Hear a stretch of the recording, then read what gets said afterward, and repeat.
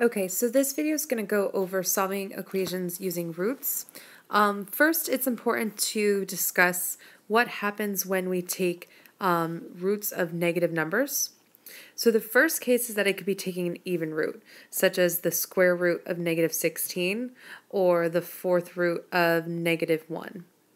None of these are possible. These are all going to be imaginary numbers, because it's physically impossible to multiply a number by itself twice and get negative 16, or multiply a number by itself 4 times and get a negative 1.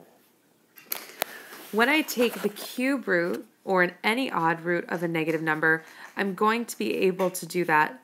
So like the cube root of negative 8 is 2, or the fifth root of negative 32 is also negative 2, because negative 2 times itself 3 times will give us a negative number. Same with negative 2 times itself 5 times. It will give us negative 32. So even roots will give us imaginary numbers. Odd roots will give us one answer. Which brings us to the number of solutions that these types of equations can have. If I'm taking the even root of a positive number, such as the square root of 16, that really is going to give me two possible answers, positive 4 and negative 4, which can be written as plus or minus 4, or you could write x is 4 or negative 4.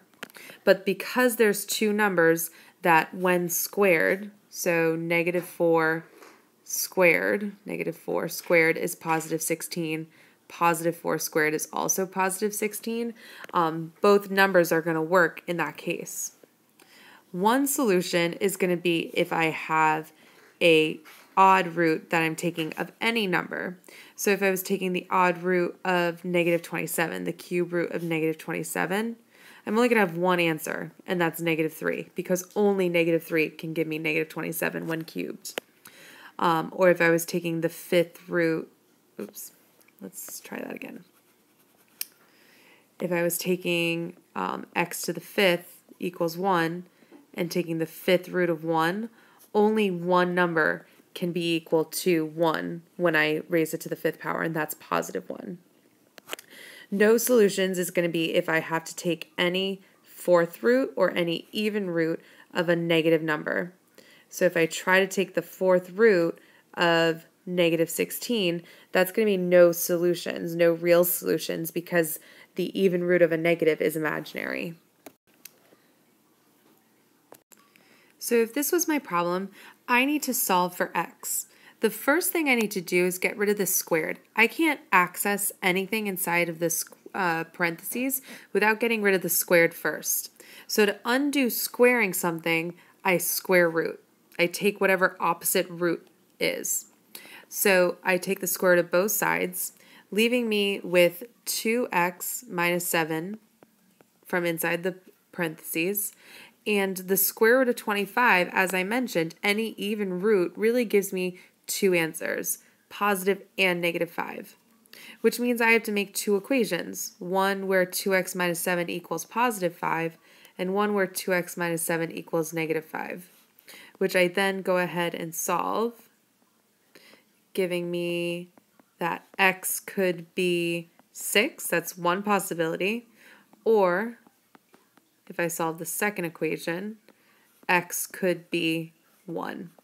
So those are my two possible answers for this equation, which makes sense to have two answers, especially considering the fact that I took an even root. I took a square root. So for this one, I need to solve for x. And it's a little bit different than the last one because I don't have parentheses that I'm trying to break into. So if I think about how I solve using reverse order of operations.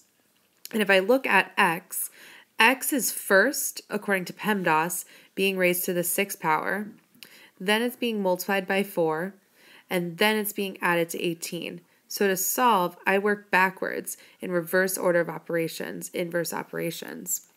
So I'm going to subtract 18 from both sides first, giving me 4x to the 6th equals negative 4.